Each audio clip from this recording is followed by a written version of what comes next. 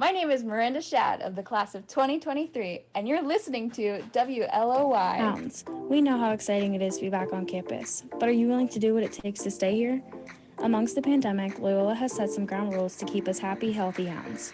To keep it simple, just remember, face, feet, follow, and feel.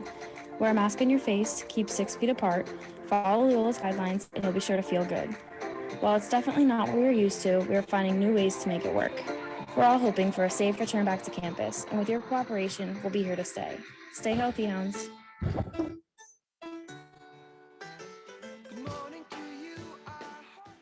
Hello, good afternoon on this Friday. Welcome into WLOY, Loyola Radio, streaming online at WLOY.org and Campus TV channel 111.1. This is After the Whistle, Loyola's premier sports talk radio show, airing Mondays and Fridays between 1 and 2 p.m. I'm your host today, Jeffrey Bazzi, alongside my wonderful co-host, Jimmy Cody. Jimmy, how are you doing on this Friday? Can't believe it's the end of the semester. Yeah, it is the end of the semester. It's been I would say a long semester, but it's the exact same length as every single one. So there's not really much to say, but I don't know. I guess I'm happy to go home. Obviously, Christmas is right around the corner, and I do love Christmas. It's the most wonderful time of the year. You know what I mean? It's literally the most wonderful time of the year. It is. Yeah. Yeah, you been listening to any Christmas music? Of course. Oh, you know I love Christmas music. Come on now. You know I absolutely love Christmas music. There's nothing I love more. Look at that. Literally right on my phone. Spotify, what does that say? Last Christmas. Great song. Great song. That honestly might be my favorite one. That's your favorite Christmas song? Yeah, I think so. More than the Mariah Carey one? Yeah, I think so. I'm still disgusted that you don't like Polar Express, but we can talk about Polar Express a different day. The Polar Express? No, it's an awful movie. Anyway, we'll start. But I mean, obviously, the best Christmas themed show is "I Want a Dog for Christmas," Charlie Brown. It's not even up for debate. Just saying. We'll have to figure that out later. Which one's the best? Might be the Lone Wolf in that one, but it's okay. Anyway, we have to start today's show. Very sad news coming out of the NFL last night. Former Denver Broncos wide receiver Demaryius Thomas, he passed away last night at the age of 33. Obviously, this is completely out of nowhere, completely unexpected, but obviously it's sad news. What are your initial thoughts, obviously, as a Broncos fan? So here's the story, basically, with what happened. He was found in his house, and he was just dead, and it's terrible. Yeah, it was believed it was a completely medical thing. It wasn't like he had done anything wrong. It was just he had a medical situation happen, and that was ultimately why he passed away. When I think of Demaryius Thomas, and I can't help but think, everyone thinks about his time with the Broncos. He was one of my favorite players. He was probably the best receiver the Broncos have ever had, if I'm being honest. I mean, 5 Pro Bowls, 2 appearances in the Super Bowl, obviously Super Bowl champion, which we never get to if we don't have him, because he was the anchor. He was a receiver on the first team with guys like Wes Welker and Brandon Stokely, and then he was also on the other team with guys that we had like Emmanuel Sanders and Caldwell. We had all these other guys. You know what I mean? I mean, I don't know. It's just sad. I mean, because he was so young and he hadn't been out of the NFL that long. But if I had to describe him in one sentence, I would just say he was always a leader. He was just one person that we knew that we could count on every single game. He was there making the catches, and he was all about the team too. He was one of the best run blockers that we ever had as a receiver. That was something I always remember. Is like, and you can't help too but think about the play with Tim Tebow, right, against the Steelers. Yeah, and I was going to bring that up. That's probably one of the best plays in Broncos history. For sure. And Tim Tebow was on First Take this morning. He was obviously very emotional. Yeah. You just described him as someone who was always loved by his teammates and his family and friends. Yeah, it's just sad to see him go. It's very sad. And I mean, I know the Broncos should retire his number like ASAP, number 88. There's no reason it shouldn't be retired. I mean, I don't think anybody has worn it, if I'm correct, but I mean, I would expect him to go into the Ring of Honor pretty soon. Yeah, for sure. Yeah, it's just sad to see him go so early. He had his whole life in front of him. Yeah, he was only 33 years old, yeah. Which is Very sad. Yeah. Very sad. Rest in peace, Demarius Thomas. Yep. Rest in peace, Demarius Thomas. Yeah. All right. I think we'll move on. Obviously, as all of you might know, we like to have some callers on Fridays. We do. Caller Fridays. And we have some very, very special guests. Fan Fridays. That's right. That's a good one. Yeah. And first up, they're actually on the Zoom now. We're going to welcome in some of our best friends, the twins, as we call them, Mikaela and Lauren Fallon. I believe that you guys can hear us. Let's see if we can hear you. How are you guys doing? Hello. We're good. Hey, there you guys are. What's up? Nothing much. How are you? Good. Pretty good. I see you got your Patriots sweatshirt on, Yeah, Mikaela. that's going to be a constant theme in today's Patriots. 24/7. So. Yeah. They've been killing it recently. But I want to start off. I guess this would go to both of you. Obviously, you're both from Boston, or the area, I should say. I don't know if you saw, but Gillette Stadium actually came out with a report today. They're getting renovations. I don't know if you saw the pictures, but it looks pretty nice what it's going to be in like 2 years. So obviously, you live near there and you see it probably pretty often. So yeah, that'll be nice. They're renovating one side of it. Only one side? That's kind of silly. No, but it looked like, I think it's the one end zone. Like, trying to think. The pictures look really cool. It looks like very modernized though. They're having like the biggest video board, I think, in the whole like league or something. So that'd be cool. But obviously you guys love the Patriots. You love your Red Sox. You love the Celtics and the Bruins. I guess I could ask both of you this. I guess Mikaela, you could start. Who's your favorite Boston sports team, and why are they your favorite team in Boston? I would say the Celtics are my favorite team. I'm not wearing their sweatshirt, but the Celtics, we play basketball our whole lives, so basketball is more fun to watch. I would say it's more fast-paced game. So Who's your favorite Celtic of all time? All time? Yeah. You've gotten the scene play. I don't know. Do you have a favorite Celtic? Right now my favorite Celtics player is Jaylen Brown, but I like Kevin Garnett or like Paul Pierce. They're all good ones. Yeah, all pretty good ones. What about you, Lauren? Who's your favorite Boston sports team? I mean, I would say it definitely is a tie between the Celtics and the Patriots because, like Mikaela said, we played basketball, and I got to like go to one of the playoff games when Isaiah Thomas was there, and I was like the front row, and it was just so cool to like be in that environment during like playoffs. And then the Patriots is really cool because it's close to us, and you know the whole run with Tom Brady was basically our whole lives. And then now with Mac Jones, they're doing good again, so it's fun to watch. Yeah, lucky lives you guys got. You know, we just sit here and barely win. You guys get a Super Bowl or something every other year. Yeah, must be nice. Yeah. Must be nice. Broncos fan, Jimmy. You're right. I don't know. I don't know why I didn't wake up one day and was like, hey, let me just become a Patriots fan. Unfortunately, me and Jeffrey chose this life of struggle. You don't live in Denver. Jeffrey lives in Pennsylvania. Yeah, but he could have rooted for the Steelers. They're in Pennsylvania too. I mean, it's nowhere near where he lives, but hey. That's why I'm an Eagles fan. Yeah, I was gonna say it's still, but you could have been the Steelers. I don't know. Steelers are pretty popular. You still could have been a Patriots fan. That's the thing. That's true. That's just wow. But I mean, who wants to root for the Patriots? Like, it's kind of like, I don't know, like I feel like people like them now just because they're not as like much as the angry Giants that like just beat up on everybody. They're not the evil empire anymore. They are, but they really aren't. I don't know. They took like a 1 year break. Yeah, they took like a 1 year break, and now they're kind of back. Yeah, it's kind of scary. I don't know. I don't think there's as much Patriot hate as there was like when it was Belichick and Brady together. No, I agree. No, I have a question for them. Yeah, go ahead. If you guys had to pick, since you guys are obviously Patriots fans, you could only pick one, Belichick or Brady, and why? That's tough. I don't know. What do you think? It has to be Belichick. Brady's gonna retire someday. He's gonna be gone. He's old.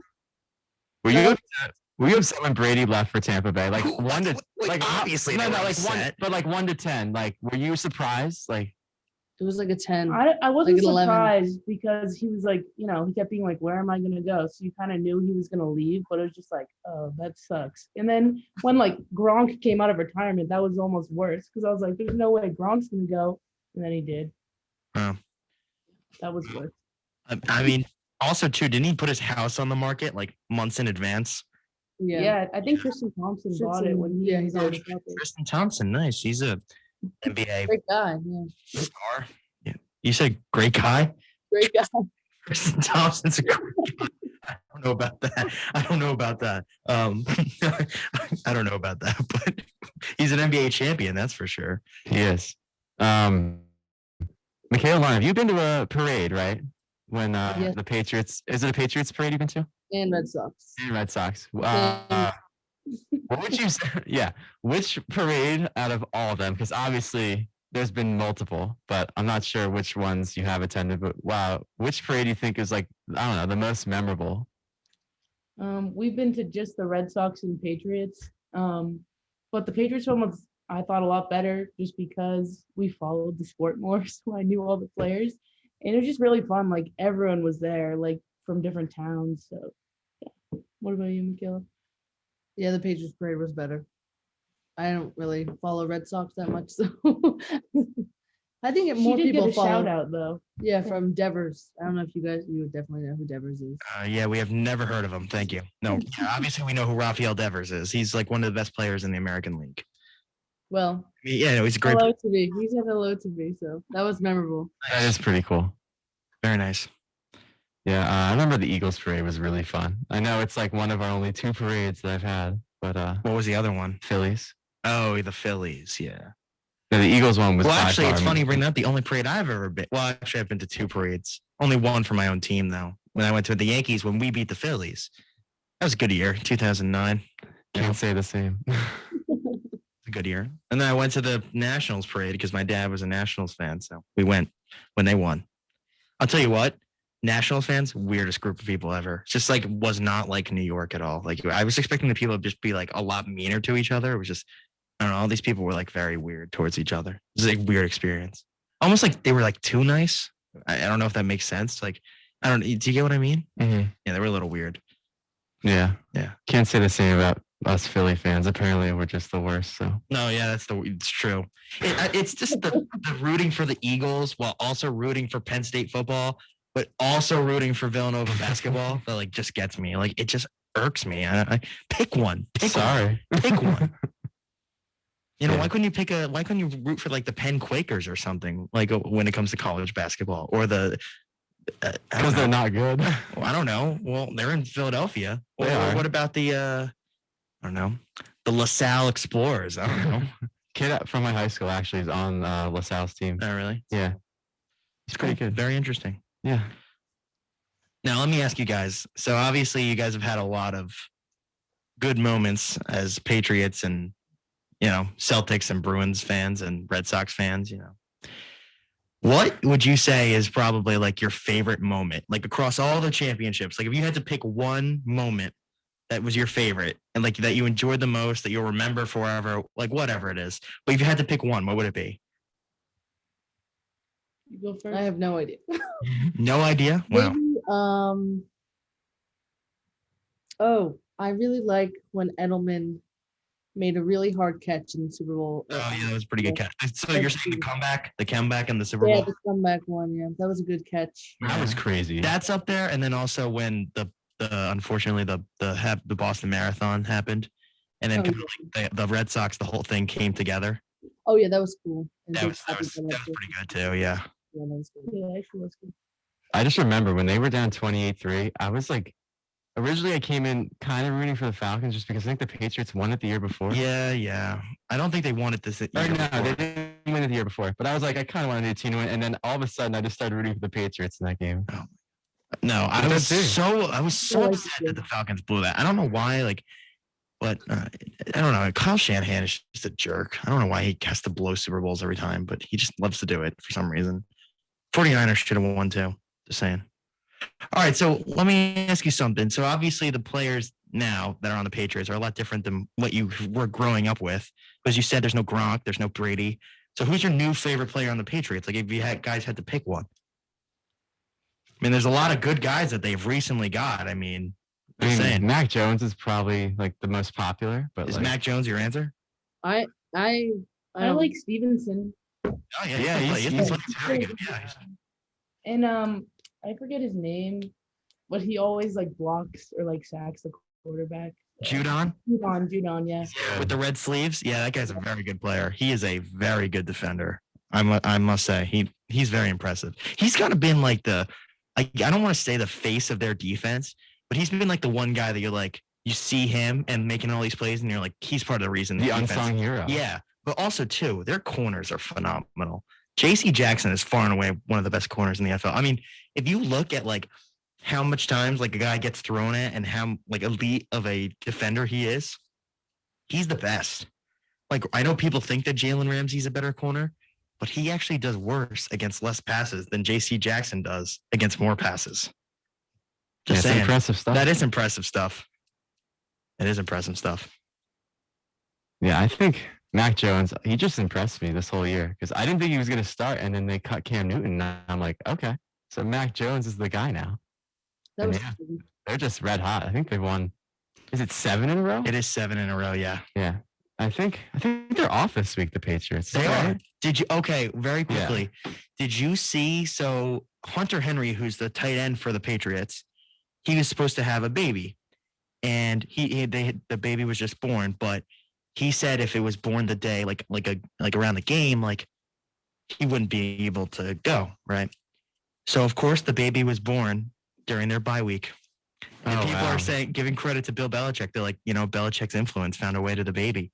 That's what it is. Because think about it. He would have missed the game. He said he was going to miss it for the birth of his child. Yeah. It's actually pretty insane how that works. It's actually funny you bring that up because I remember Gordon Hayward. I think it was Gordon Hayward. And obviously he's played for the Celtics. I think he said he missed the birth of his child or something, if I'm not mistaken. He had to leave. He like left the bubble. the bubble. The bubble. And then, I don't know.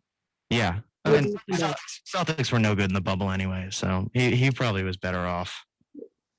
They didn't do that good, yeah. I'm serious. Yeah, until you swept us, which was sad for me. But oh yeah. It wasn't fun anyway to watch. Yeah, that was a weird season. That was just really weird. Yeah. It's Jack McCormick. Yeah, that's our next right now. Our next guest is just standing at the window. Sorry, we're just completely distracted. All right, well, girls, it's been fun. I'm very glad that we could have you on. This has been long overdue. It's been long overdue. We definitely want to have you on. Yeah, you'll definitely be on again sometime if you would like to come back. And obviously, you're welcome. Hopefully, hope not to be that guy, but maybe it will be this year after the Patriots do something in February. Yeah, maybe you'll be holding another Lombardi trophy. Yeah, maybe you'll be holding another Lombardi trophy. Maybe there'll be another parade. Maybe. Yeah. We'll have to go with you. Yeah. I already said I would go. I mean, I don't know about that. You're more of a Patriots fan than I am. Listen, just because I think the team's gonna be really good, and I have some skin in the game, doesn't mean that like obviously I'm rooting for them. Yes, there's no doubt about that. Yeah, we'll have to see. I mean, they got a lot of football left, but they'll definitely be in the mix at the end for sure. All right. All right, Mikaela and Lauren. Thank you so much. Thank you for having us. Of course, anytime, no problem. Take care.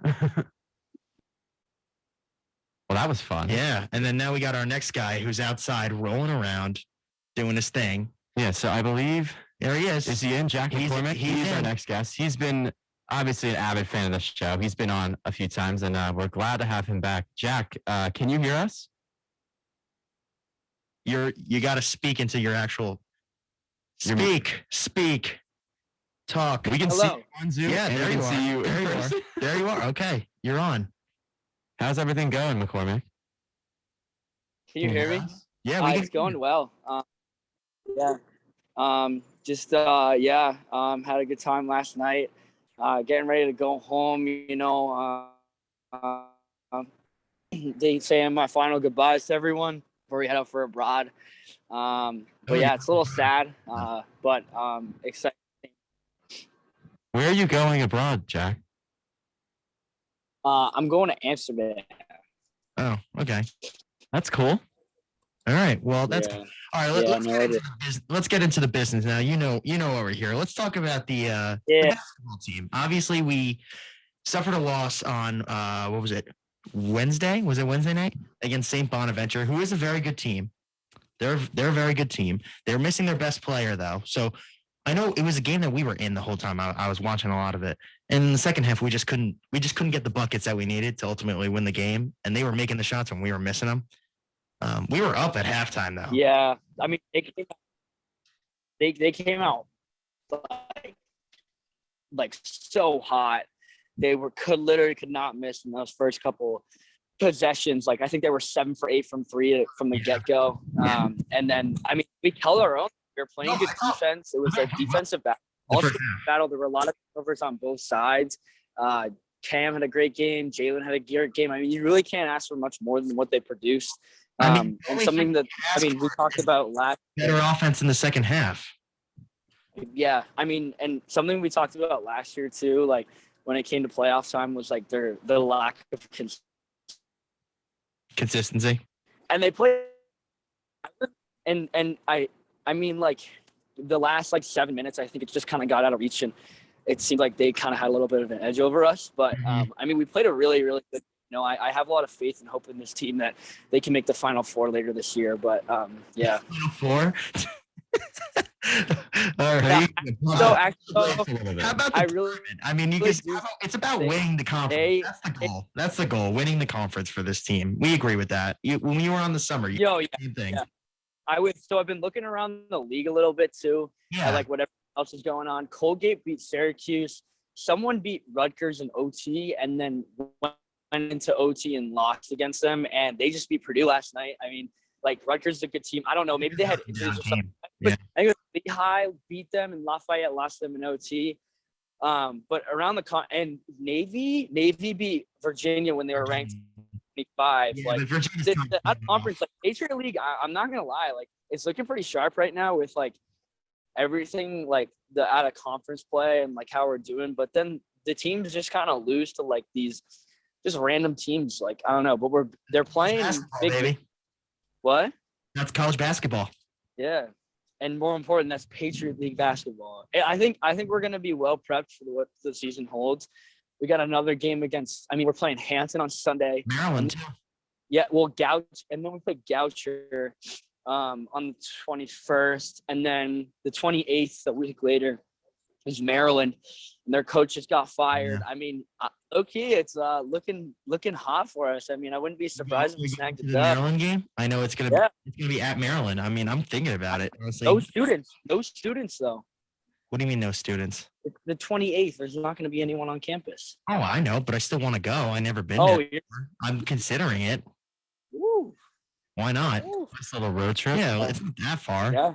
From where I live. Down to College Park. I mean, it's like for me, it's like 40 minutes from here. Well, it's probably an hour with the traffic, but it's like an hour from here. Okay, like, you know what I mean?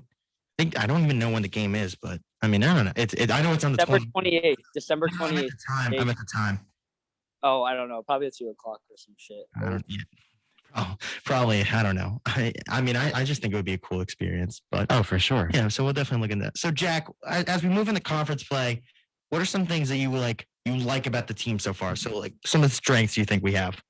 I mean, I think, like I said earlier, the consistency is getting there. It's not where it needs to be, but playing a full 40-minute issue with this team, like over the course of the last, like our duration at Loyola, and it's something that they're working on, I think, most definitely. I mean, the announcer kind of jinxed it the other night, but Cam with the ball in the country, like the turnover ratio. Turnover ratio, yeah. He was number 4 in the. He literally, but now it's a little bit lower because he had 3 turnovers the other day. Yeah. So what's one thing you want to see? See, what do I want to see? The big, we gotta figure out what we're doing in the post a little bit. Ask you that too. On both ends of the floor. We rely way too much on Cam and Jalen, and like we got to be able to. The pick and roll would be killer if we had it, but it's not there right now. And the 3-ball is not for us either. The 3-point shot's we got to stop shooting so much of the 3-point. I mean, it's every time they shoot the 3-ball, I kind of wince, and I'm like, it's not my favorite shot for this team. Sometimes they settle for it. I agree with that.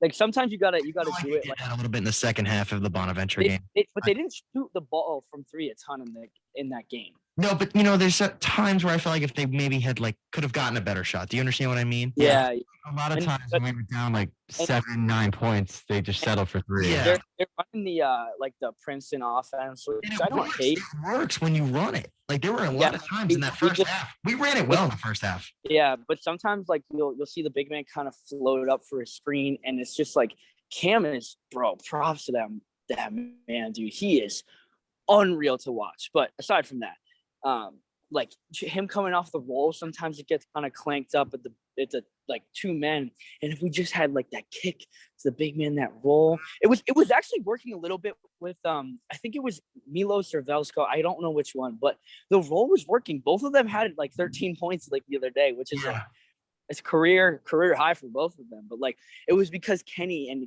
I don't know if Kenny, but Cam and Jalen were like it was like they were just backdoor cutting. Like the cuts were really good. Kenny had a one pass off the screen that was very nice. Yeah, but I'd love to see a little bit more pick and roll play. I mean, defense is doing well. I'd love to see Foray get more minutes too. I actually just saw him and told him that. I think he's got a great IQ for the game. I think that he brings a lot to the team.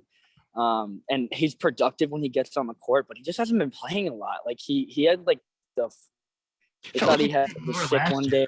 Honestly, what? I felt like he played more last year towards the end of the stretch. Yeah, a little bit. Yeah. I mean, like it was just it was a different scenario though, because we obviously had Santi at the time. You know what I mean? Yeah. Well, he was the third big man on the team. Yeah. Older than him, but now the Illiches are getting a lot of playing time, and I mean, I don't know. I'd love to see him get more minutes. Do you think Alonzo Foray is like the guy you would like in the middle? Because we have a lot of options. Because you got him, DK. DK usually is the starter, and he's going to continue to be just because he's so big. Yeah. So he obviously is great on the glass. He can defend well. It's just you see that there's a lack of offense, but then you bring the Twins on the floor, and they bring a little more offense. But then you have Foray who can kind of do. But then also sometimes when you bring the Twins in, sometimes we do take a step back on defense. That's the thing. So like I think there's no perfect fit. It just depends, I think, on how the game's going. Yeah, I think the challenge for Tavares Hardy, the head coach, is to kind of click the right buttons at the right time. Yeah, which is not easy to do. I mean, our guard play is set. I think we have very good guards. Like, if I'm being honest, I don't know any teams in at least in the Patriot League, maybe with the except of BU, who have better guards. I mean, I wouldn't say better, but Nelly Cummings and Tucker It's a better group of guards. Nelly Cummings, Tucker BU has some good guards. They're a very good team. They are a very good team. I'm scared of them. Yeah, I mean, they give some people some games, man. What?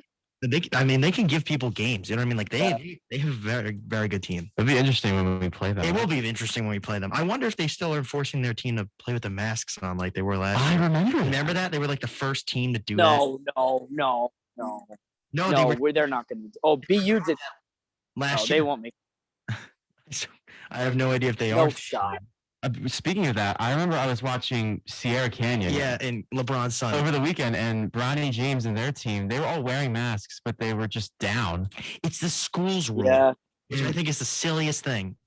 I'm not sure why they had to wear them if they didn't actually have to wear them properly. It's just confusing to me. I don't know. It's just silly. It's very silly to me. McCormick, do you think this season, obviously coming off of last year, we got all the way to the Patriot League championship and unfortunately lost the Colgate. Do you think it's like a title or bust kind of season just based on what the team did last year? And also think about, we're a veteran heavy team. Yeah, I mean, like, points. I mean, I wouldn't say it's a bust. I mean, I wouldn't say it's a bust just because, like, we were literally the 9 seed. I mean, granted, we should have played better in that regular season. We should have been higher. But you know that though. We should have been at least the 3 seed, or the 4 seed coming out of that. But what I like about this team is we don't have to be the best team win the Patriot League for the regular season. We can make a run in this tournament. These guys are veterans, like you were just saying. They have experience. Jalen and Cam, bro, Cam can put the team on his back. Yeah, that boy is unreal. Experience there.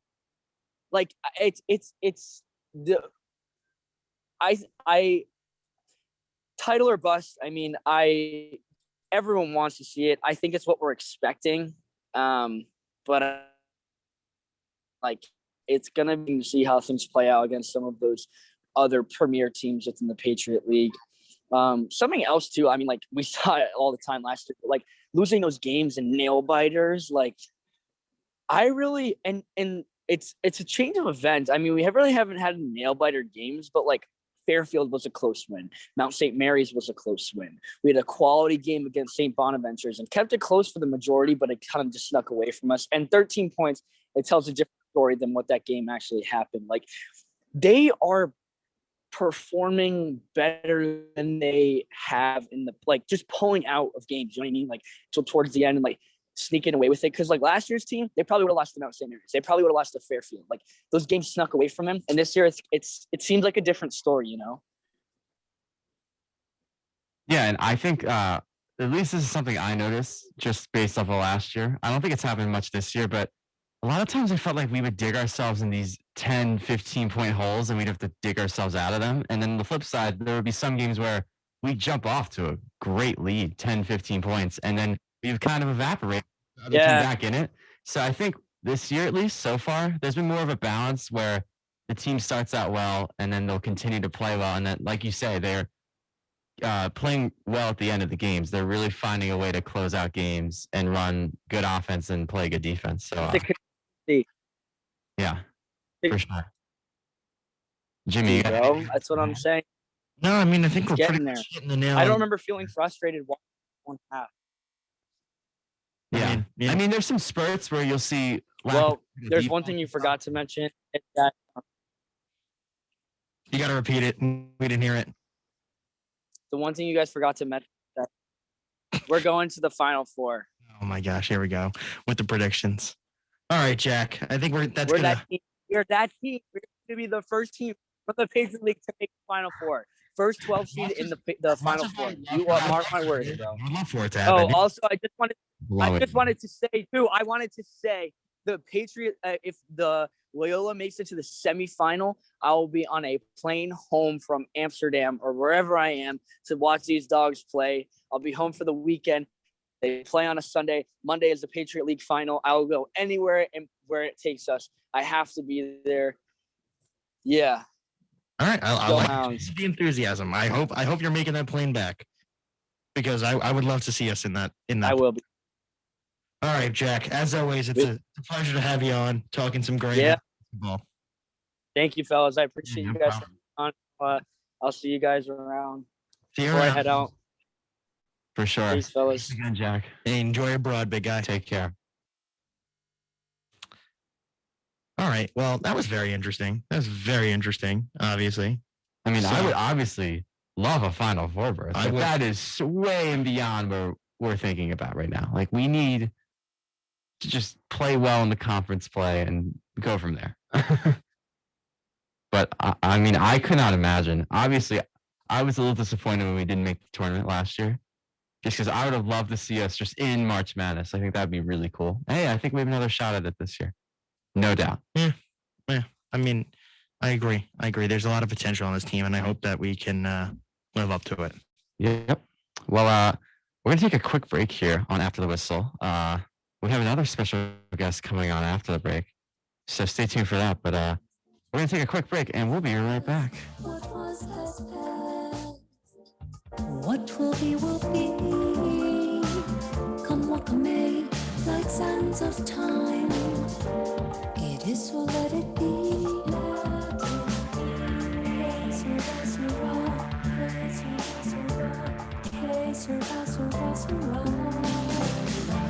The moments will be. Come what may, like sands of time. The here is now, it's yours and mine. Regret not what's been missed. The turns we take may shape our path. Our path remains the same. Like pictures of connect the dots, an image in a frame. It is, it was, what was has passed. What will be, will be. Come what may, like sands of time. It is so let it be. It is, it was. What was has passed. What will be, will be. Come what may, like sands of time. It is so let it be. Let it be.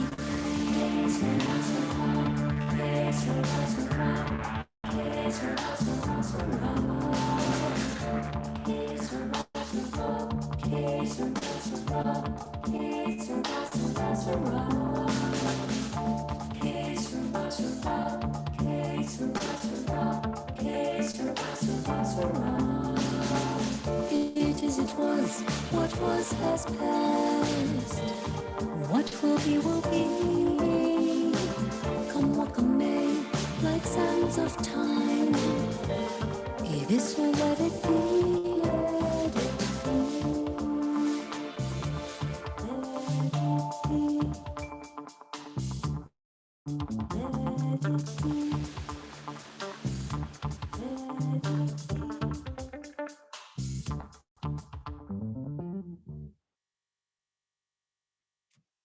There's nobody who can't win right now. Right.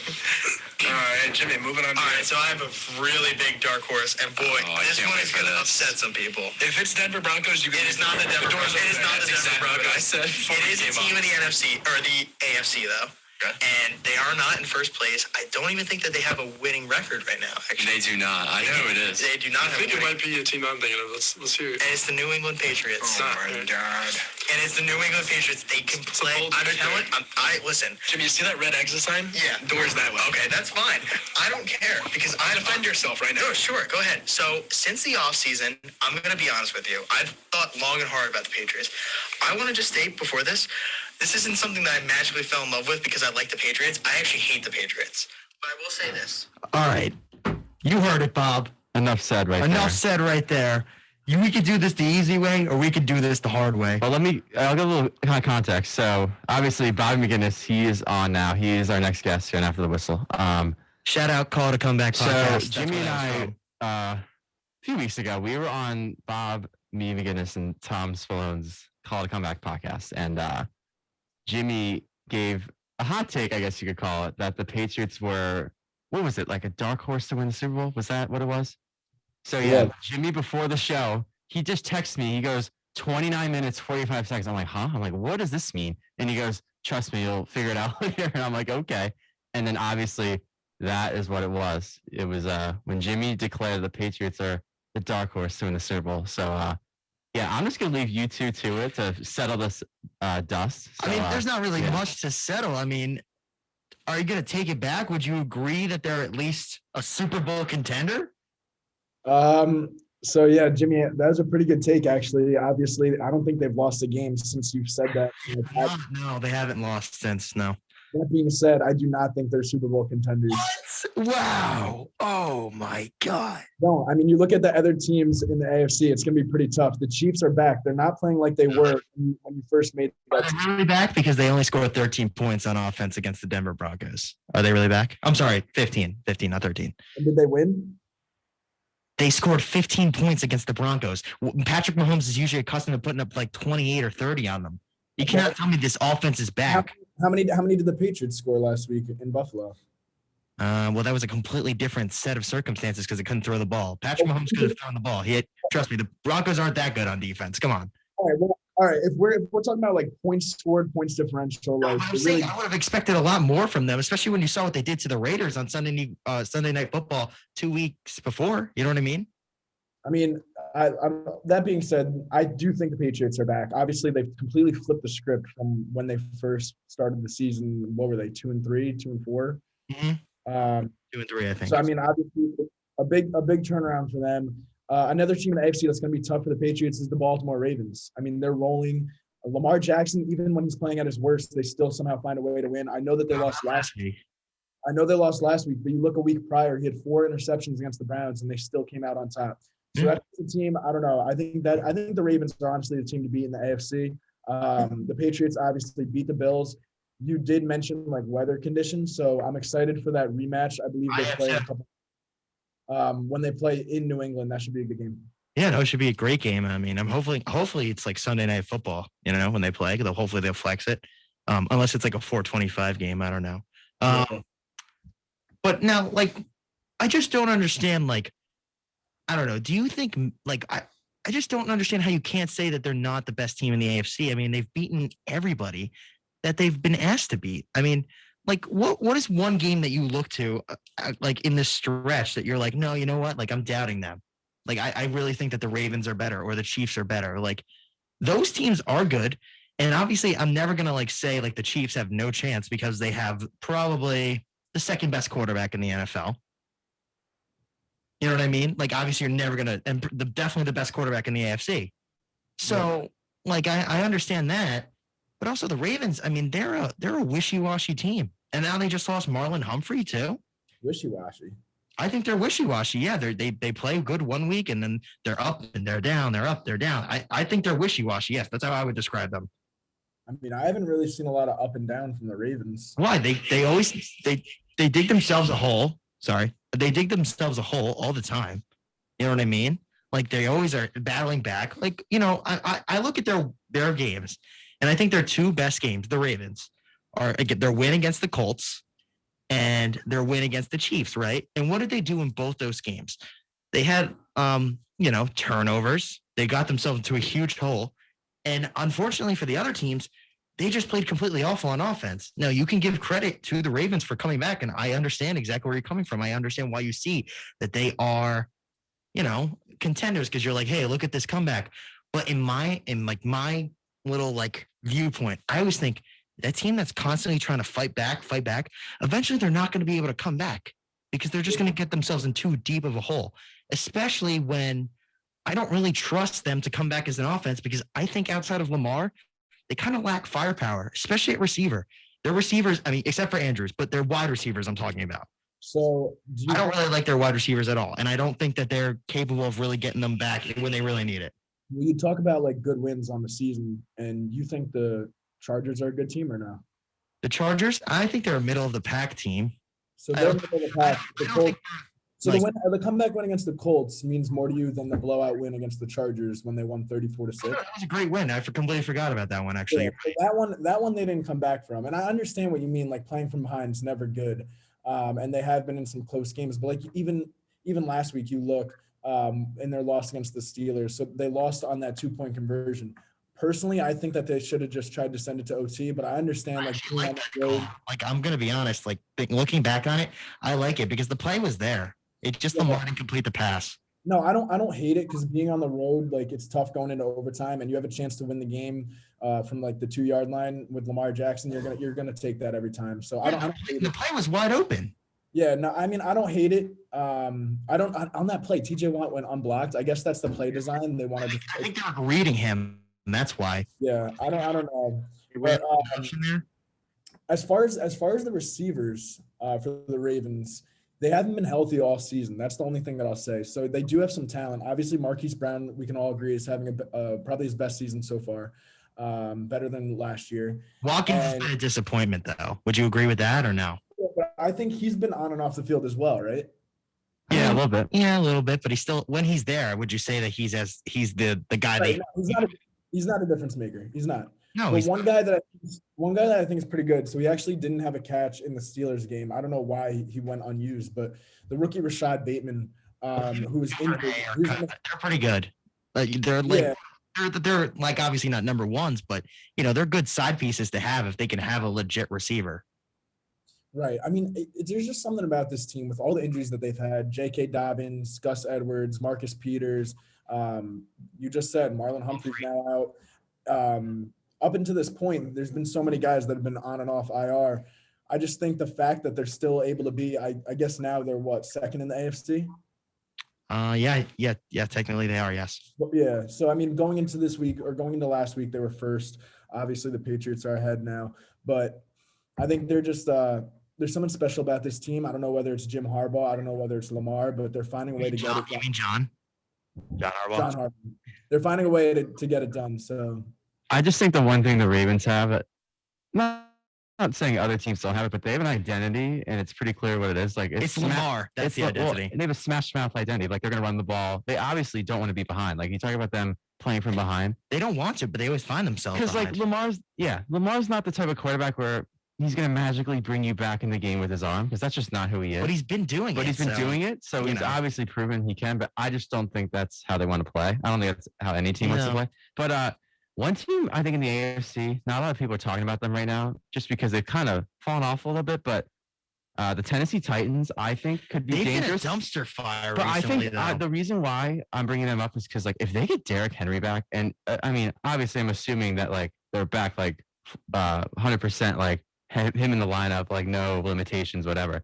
Like, if he's running the ball the way he can run the ball, Tannehill's got Julio and A.J. Brown, I think they could be a scary playoff team to play. I don't think you would want to play them. I like that take a lot.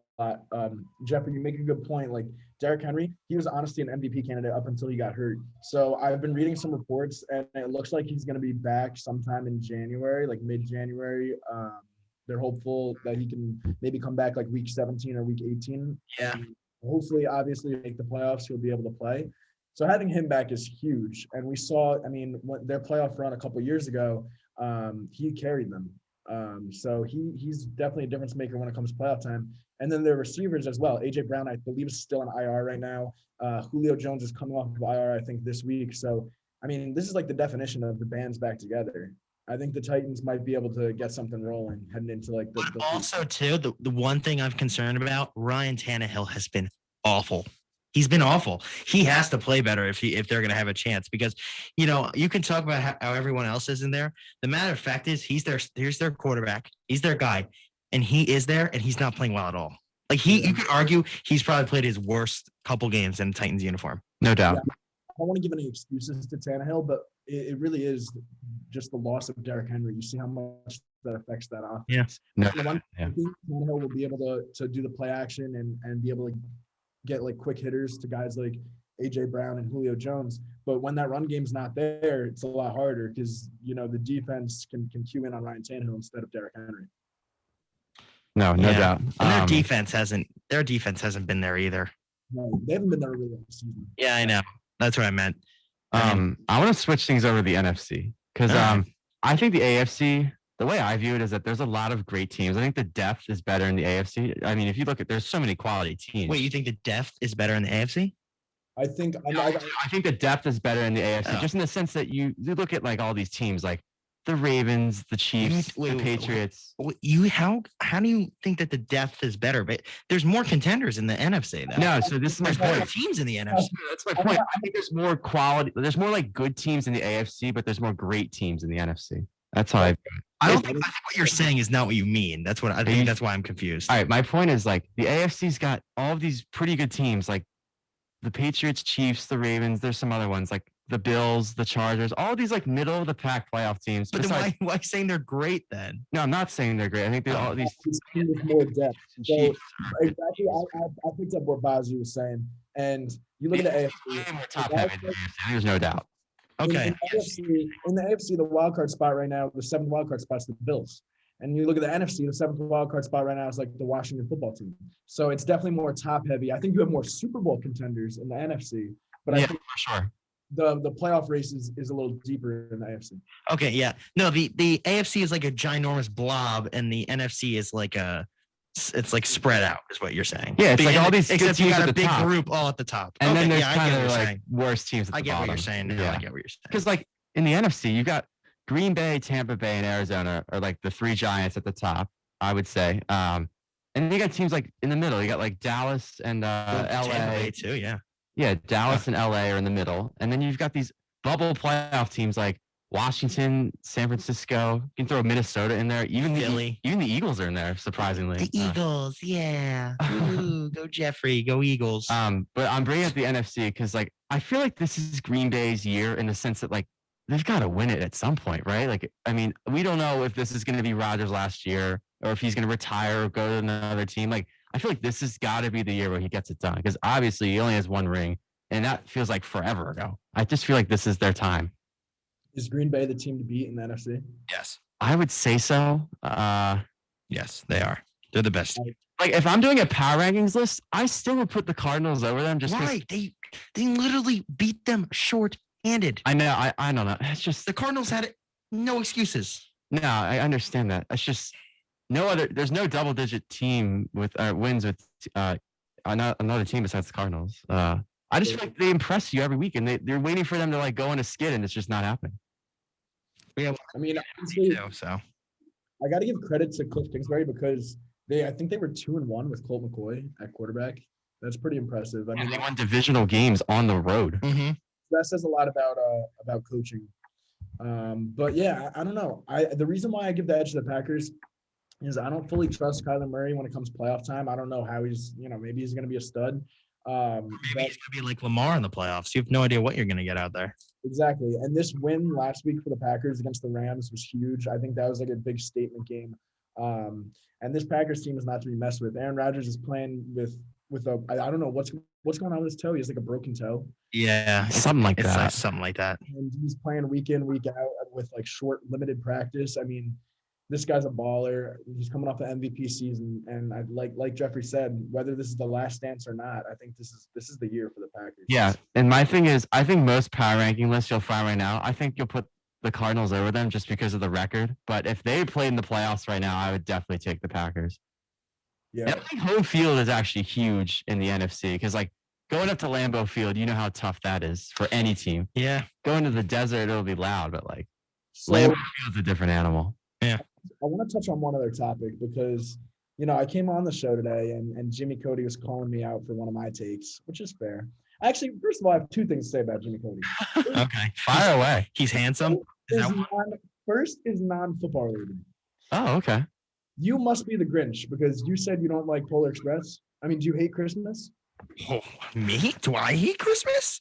I love Christmas. I've been listening to Christmas music since the second week of October. So how do you hate the Polar Express? One of the best movies of all time. Here's my thing. I don't like the movie. Listen, I don't think the Polar Express is like an amazing, great movie. I think it's a good movie, but I think it's a little ridiculous to say it's like a bad movie. Yeah. All right. It's not a good movie. It's I think not. it's a good movie. It's not a good movie. It's not. Moving on to the second. Hold on. What is so great about the Polar Express? Like, what moment do you look at it where you're like, aha, the Polar Express? Like, this is awesome.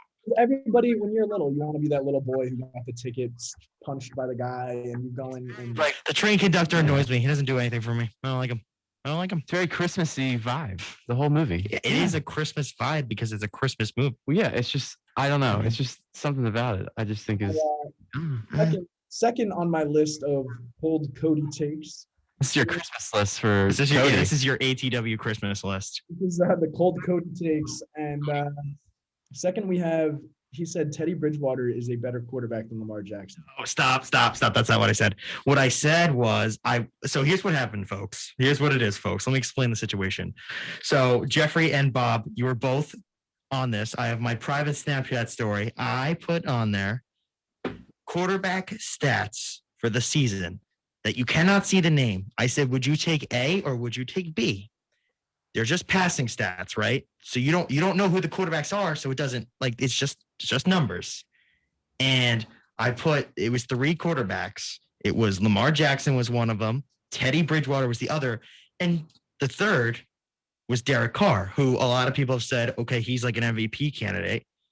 But in reality, the point I was trying to make was that basically the stats between Derek Carr and Lamar aren't that different, number one. Derek Carr just has more yards, but he still has a lot of turnovers. And then another thing too was Teddy Bridgewater's quarterback rating was how much higher it was than Lamar's. So like I was just interested to see what people had to say. And I was asking people who they pick. The amount of people who picked Teddy Bridgewater was insane. By looking at the stats. Now, obviously, if you watch Teddy Bridgewater play, you know that you would never pick him over Lamar Jackson. Like, I don't think anybody says that. I just thought it was interesting. And I was kind of trolling you, Bob. I was doing some trolling. I knew you would get a little upset about that because I know you're this big Lamar fan. Yeah, and so I actually swiped up and said, because at the time the Ravens were in first. Lamar stats. I think that was why, right? I knew it was Lamar. And I said, I'll take the former MVP who's currently number 1 in the AFC. That was my response to you. Because to be honest, to a non-football fan, yeah, you can look at those stats, the passing stats. And what was that? They're deceiving. I mean, analytically, Teddy Bridgewater is one of the best, like one of the better quarterbacks in the NFL. But if you watch the guy, you know that he's terrible. They're You know just- he's awful. They're deceiving for another reason, though, because anyone who watches football will admit that Lamar Jackson is not a plus passer. He's barely average, maybe. I don't know. Regardless, his ability on the ground is what makes him such a special talent. So he's on pace for well over 1,000 yards this year. And I believe he only has like 2 rushing touchdowns, which is a lot less than prior years. Wow, that's surprising. Yeah, I was gonna say that is surprising. Do you think it's because they don't use him in the red zone? Be honest. I don't know what it is. I don't know what it is. I really don't. I think part of it is he's trying to prove himself as a passer, and he'll probably like a goal line. He's looking to throw to Mark Andrews instead. I don't know. It's got to be some sort of psychological thing. It's also like circumstances, like different like situations. I don't know.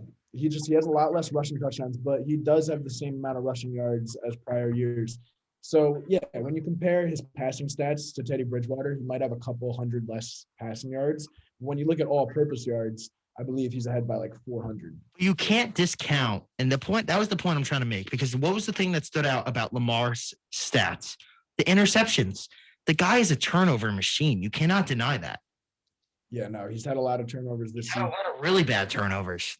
They're not close. No, it's true. And that's obviously that's probably the biggest concern around Lamar and the Ravens right now. Yeah, I would completely agree. His turnovers. I mean, if Cleveland had any, and I truly believe this, if they had any sense of being competent on offense, they could have easily beaten the Ravens. And we'll find out Sunday. They play again Sunday. No, Cleveland's offense just stinks. That's what it is. I mean, Sunday I think is going to be. I think the Ravens win that one pretty easily again. I don't want to say win easily again because they didn't win easily the first time, but I think they put themselves in a huge hole the first time. Right. I think they win easily because hopefully Lamar does not throw 4 interceptions this game. Yeah. Well, the thing I found interesting was that Cleveland's actually favored to win. Yeah, I saw that. Which I found very surprising. 2.5 point favorites. Like, yeah, you're the home team, but like, really? Those division games are always they always give credit to the home team pretty much no matter what the record is. I mean, that's the thing in those. Found it a little that's the thing in weird. those division games. You know what I mean? I think. Who do you think needs it more? Obviously, I think Cleveland needs it more. Cleveland 100% needs it. They're 6 and 6. If they lose, they're gonna have to win They're kind of done. 4 in a row. Yeah, but you could make the statement that it's must win for the Ravens as well, because right behind them is the Bengals, only a game back. So Hey, well, let's talk about the Bengals for a second, because the Bengals actually beat the Ravens. Well, also, before you get into that, I looked at the Ravens schedule a little earlier, and they still have Green Bay, the Rams, Pittsburgh, and Cincinnati again. Like those tough games coming up. Like that's really tough schedule. The tough schedule, not easy at all. But yeah, the Bengals are obviously breathing down the Ravens' neck. I mean, they're not going away. They actually have the tiebreaker, even though they're 1 behind. They have the tiebreaker, and they play them at home in a few weeks. So, I mean, assuming they're still close to each other, that's a huge game. They're like this boomer bust team. I don't know if you agree, but it's like some days they look awesome, but I mean, how they played against the Chargers, there is no excuse. And they have a big game again this week. They play the 49ers before they go to Denver. Yeah, that's right. They do play the Broncos in 2 weeks. We're worried about Detroit right now. On to Detroit, as you would say. Yeah, we're on to Detroit. And correct me if I'm wrong. The Bengals are 7-5, right? They are 7-5. Yes. Right. So I agree. Like they have been like up and down, and they've like that game against the Chargers just shows you maybe they're not ready to be real contenders, but they definitely took like great steps forward. No one expected the Bengals. Oh, yeah, nobody expected this. No. Oh, I was expecting like 5-12 max. Yeah. Just considering their defense was awful last year. I mean, Joe Burrow has played pretty well. I know, obviously, last game was not that offense's best showing at all. It wasn't that team's best showing. But, I mean, you can't deny what he's done for them, like what their team, like ever since he came into town. I mean, the script has been completely switched as far as the Bengals organization. To be honest, think about the first game that you ever played. They should have won if not for that kicker completely botching the kick. Right. And then remember he switched legs when he was hurt. Yeah, honestly, if they if they don't win a division, if they're one of those 3 wild cards, like I could easily see them going on the road to like. It's the Bengals, Jeff. Remember how they do in the playoffs? Come on. Well, no, They're I could cursed, see, dude. No, but They're- I could they're see them cursed. giving like. I could honestly wouldn't be surprised if they beat like the Ravens or Titans. Like I think it'd be a little bit of a stretch to pick them to beat like the Chiefs or the Patriots, but like I think they could beat the Ravens or the Titans. I think they could. They probably play the Chiefs soon because all the I AFC think they North teams do. play all the AFC West. So that's gonna be a very interesting game. Yeah. They might play them the week after they play the Broncos. Actually. Obviously, if they win the division, it's different. They'll have the home playoff game. Yeah. Which is obviously a plus. But yeah, they're a team to watch. I mean, Jamar Chase and Burrow have a special connection. And Joe Mixon. They got firepower. T. Higgins. Yeah, they got guys. They do. One last thing before we have to wrap up here, Bobby. I listened to your one podcast from like a week or two ago. I forget, what was your Super Bowl prediction? Because I'm trying to remember. One of them was like Packers Ravens. I wasn't sure if that was yours. Is that yours? Yeah, that was me. I've actually been on Packers Ravens since like week 1. Honestly. Kind of like how you are with the Patriots, or I am with the Patriots. You are with the Ravens. That is true. Like there's a little bit of a connection there. Like we're kind of attached at this point. Yeah, that's true. You're sticking with it, Packers Ravens? Yeah, and I think the Packers do take it this year. I don't know. My dad and I, my dad. I don't want to say that I sports bet, obviously, because I can't. No, nobody here does that. I agree. But my dad. It would be unlawful. My dad was saying, he was saying, if you want to put in it, like, who would you put for Super Bowl winner? And this was hypothetically speaking. We went in on Packers, so. I think it's a good pick so far. Yeah, it's not bad. I think it's got a great chance. Hypothetically speaking, I would be involved with the Patriots. Hypothetically, though. Off the record, hypothetically. Now, guys, thank you so much for having me on your show. And I know we're actually done recording our podcast this semester, but definitely in the springtime, we'll have to come up with some times where we can get together and record. What's going on, fellas?